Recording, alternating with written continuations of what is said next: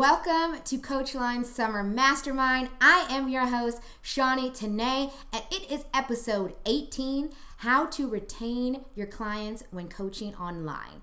Now, this is a really big problem for coaches, whether you're in the gym or out of the gym. A lot of time, coaches struggle with keeping clients long term. Clients start off super strong or super pumped, like I'm ready to go, get this weight loss, get these gains.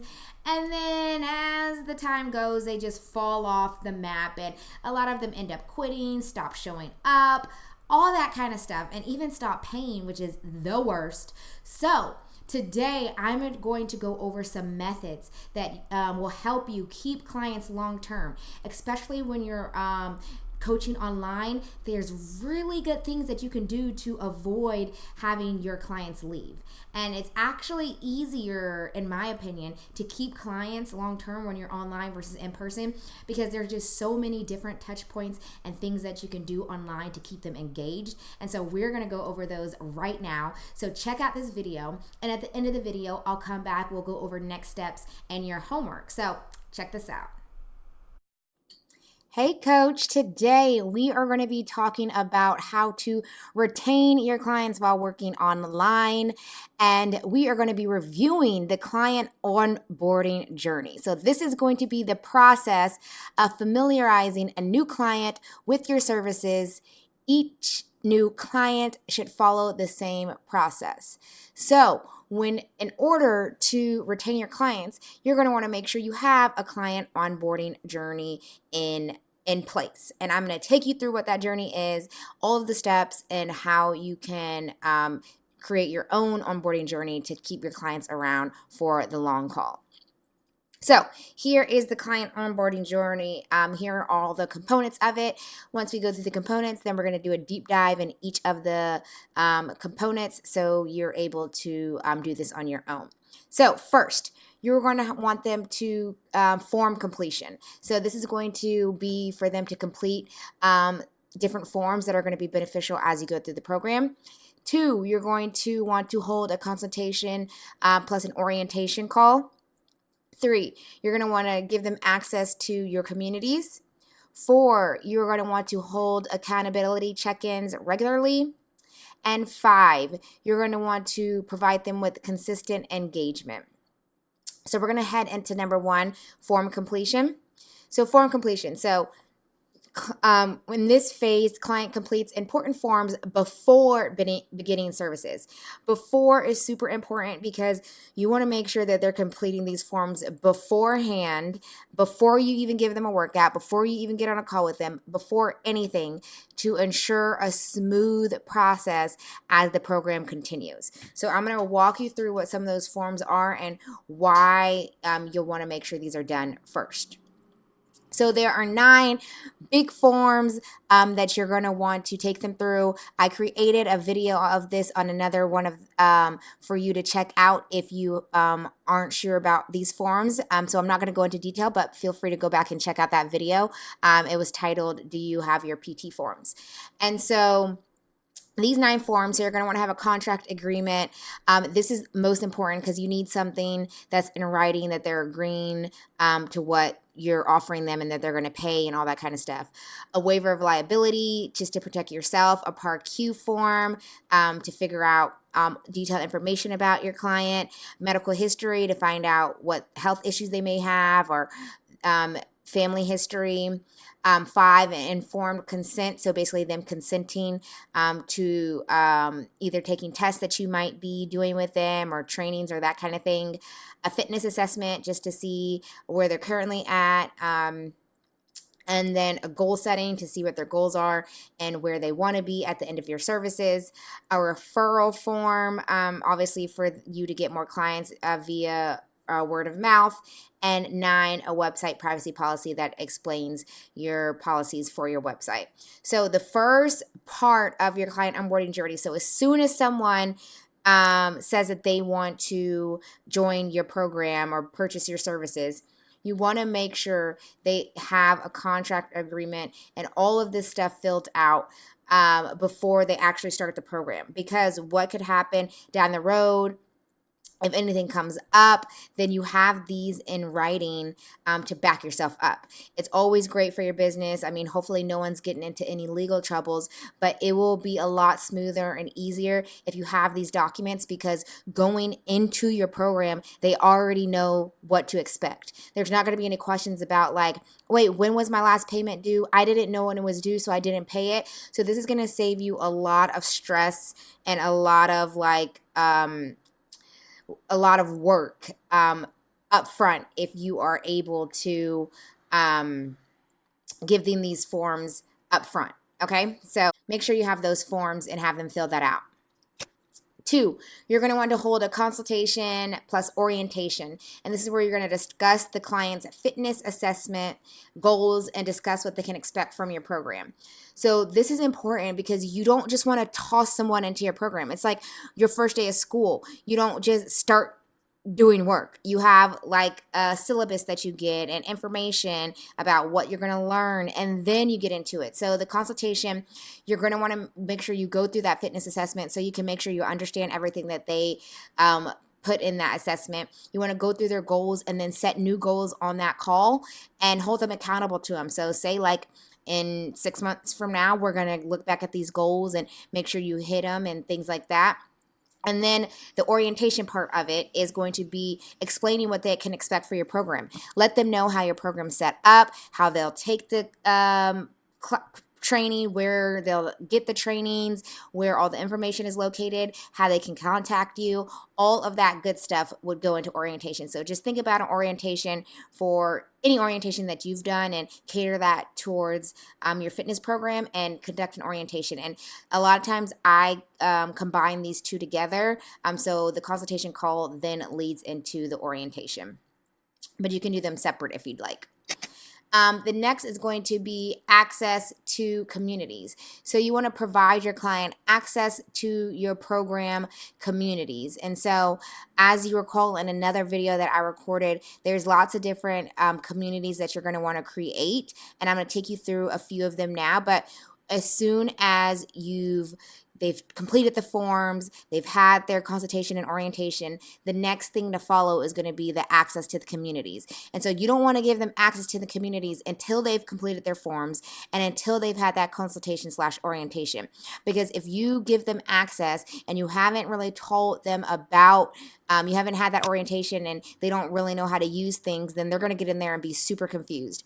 If you give them access to the communities and you do not have these forms in place, you're going to have yourself a liability because you're not going to have anything in writing or any contracts stating that they're going to follow the rules. Okay, so make sure you do those two things before providing access. So these are the 3 communities that are within your tribe. There's also lessons on there's also another lesson on this as well, but I'm going to walk you through quickly on these 3 communities that you want to create and immediately give them access to after you have that consultation. So the first one is going to be a member platform. So you're going to want to make sure you have a member platform. To keep clients here long term, you need to create an experience for them, and these 3 communities are going to help create that experience. And so they're going to have you want to make a member platform. So this platform that provides information on the program, how they complete it, nutritional information, and that kind of thing. So it's kind of like your orientation packaged into videos or documents and all housed within this member platform. So their nutrition guidelines, their meal plans, your program methodology, how they complete the program, what they can expect, how it's laid out, what's going to happen each week. All that stuff should be in the member platform at one place where they can go and check out everything at one time. Like if you have a macronutrient tracker, all of that stuff should be inside your member platform. So this is typically on a platform website like ClickFunnels. ClickFunnels has a great free member platform that you can use. It could be on Teachable, which is a well-known like online course platform. And then there's another platform called Member Vault. And you can use the free version of all of these to get started. But again, this is just going to house all that information. It's going to keep them around because they're not going to be flustered or confused about what to do because you're going to have it all laid out for them. The second community you're going to want to invite them to is the fitness training. So this is going to be support and training, a training app that provides the workouts for the clients. So this is the app or the community where they're actually going to go and get the workouts. So typically it's going to be on a training platform like Trainerize. If you're not familiar with that, just go to trainerize.com and you'll see it. It's literally videos of people completing the exercises and their whole entire workout plan. So it'll have, if you have a 12-week program, you'll populate their 12-week program within there. They'll be notified that on Monday you're supposed to do this and this is how you're supposed to do it, and they can go through and mark off and put in their benchmarks and put in their results all within that platform. The next third one and the final community that you're going to want to create and give them access to is a secret group. So this is going to be support and accountability group for sharing updates and conversing with other members. And so this is basically like a chat, and this is for them to share their status. Maybe someone has lost pounds or something and they want to share with the community. Maybe someone is just starting and you want to welcome them. This is more so for the community to talk to each other and support each other. It's super important to have this because when someone starts to get discouraged, they can go to this secret group and get pumped up and keep moving forward and get motivation to keep going. So this secret group is usually on Facebook, like a Facebook group, but it can also be hosted on another platform as well. So this is going to be different than like your public Facebook group where anyone can join, okay? This group will run similarly to that, but this is only going to be for paid members, okay? So you want to invite them to these 3 communities after they've completed their forms and had their consultation orientation. After they join the communities, you want to be sure you are doing regular accountability check-ins. So this is regular communication with your client to keep them on track and motivated. And so there's going to be specific times in the program that you're going to want to make sure you're checking up on them. A lot of times when people get online, they're like, okay, here's my app, here's my workouts, go lose weight or go get toned or whatever your goal is, and they just leave them. The biggest part about working and training online is going to be having that accountability, because there's so many different ways that you can stay in touch with someone online that you can't do in person, because it's usually after they leave the gym. You probably might not talk to them again until the next session. But when you're online, they can access you basically 24/7. So I'm going to go through some ways that you're going to want to check in with them. So number 1, you probably want to offer daily text. How often, or if you want to have office hours, or if you offer 24/7 text availability, whatever that may be, you want to offer them the option to text you daily, or you can do it through like Facebook Messenger or WhatsApp or GroupMe or something like that. But a way for them to contact you quickly daily, because what if they're in the middle of a workout and they have a question? They need to be able to have quick, easy access to you. So you should let them check in with you daily. You want to make sure you set up a weekly one-on-one call. So with all of your clients, set a one-on-one call every single week for you to check in to see what their progress is, if they have any concerns. And at this point, this is when you're really going to be making program adjustments. So if they're like, oh, I tried this, but it's not really working, as a coach, that's going to be the time where you can speak with them one-on-one and adjust their program accordingly. 3, you're going to want to make sure you have weekly group calls.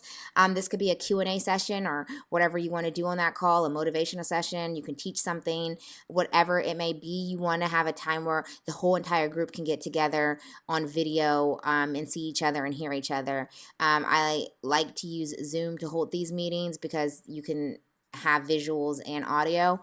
And so that's really good, because you want to keep that community feel and you want to make sure they feel like they're a part of something and it's not just them. You want to have a mid-program call. So halfway through the program, so remember we had that orientation, which is at the beginning. Then when they're midway through the program, you want to have an official mid-program check-in. This is going to be different than their weekly call, even though it can replace that time slot. But you're going to specifically talk about the progress that they've had midway, and then what they're going to need to do to get to their goals for the last half of the program. Then you're going to want to have an in-program call. So towards the end of the program, before it's actually in, so maybe 1 week prior to, or 2 weeks prior to them finishing. So if you have a 12-week program, on the 10th week, you want to schedule an in-program call. On this call, you're going to basically talk about how they've enjoyed the program so far, have they gotten their results, and what next steps were going to be. You don't want to wait till after the program is over to talk about next steps, because you could end up losing them as a client if you don't get ahead of it. So in this call, you'll talk about other options that they have to continue their progress and things of that nature, so you don't lose their services. So these are 5 main accountability check-ins that you're going to want to make sure you're doing to stay in touch with your client. So after you've been checking in with them and all that good stuff, you want to make sure you offer consistent engagement. So ways and activities and resources to keep your clients motivated to keep going.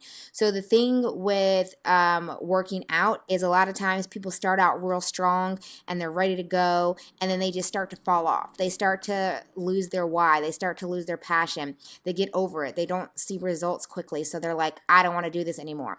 So you have to offer ways to engage with them regularly so they don't ever feel that. They should always feel like they're a part of a community that's pumping them up and keeping them going. You have to create an experience that they can't get anywhere else. If it starts to become just a regular fitness program, they're going to go somewhere else or try to do it on their own. The biggest thing is creating an experience that they can't get anywhere else, so they don't want to leave because they know that they can only get what you're offering in your program. Okay? And so I'm going to take you through some ways that you can engage with them. First, being challenges. You can set up challenges. You can set up personal challenges for a specific person. You can set up challenges for the entire group. Maybe it's a run challenge for 1 month, and who's ever runs the most that month wins that challenge, or something like that. I mean, it can be anything. Challenges are endless, but keep something that's constantly happening, that's fun and engaging, that happens on a regular basis, that people can look forward to, and it's always something different, so they never know what to expect. So it creates that sense of like surprise and excitement. 2, you can do program updates. So you can continue to make your program better, add features, make certain features better than what they were, change some of the content or how they're how they're going through your training. Maybe change your methodology. Just make updates to the program that make it better, so they can say like every week, like, oh my gosh, it's just getting better and better. That's what you want them to think and feel. And so making program updates is a great way to do that. Number 3, you can create articles and blogs that they can read to gain more information. Because yes, they're taking your training and all that kind of stuff, and you have awesome stuff in your member platform, but they're going to need supplemental information on a weekly basis to keep their head in the game. Okay. So you want to provide helpful articles that relate to their goals. So if someone is trying to lose weight after pregnancy or something, you want to continue to give them articles and blogs that are going to keep them motivated to keep going to lose that weight. Maybe you have an article about how to balance your workouts with your family or something like that. Something that's going to keep them in the game. 4, you want to provide them with exclusive content. This means that you're going to give them content, resources, and all types of stuff that they cannot get outside of your program. So if you're just a regular person trying to lose weight, you will not be able to get the content unless you're a paid member. And you want to let them know, like, this is exclusive content. You can't get it anywhere else, and it has to be good stuff. The exclusive content can include any of those 3 things that we just mentioned, or something new. Maybe you have an event, or you have something special that only people who pay can come to or engage in. So you want to make sure you keep it exclusive and let them know that it's exclusive. 5, offer rewards.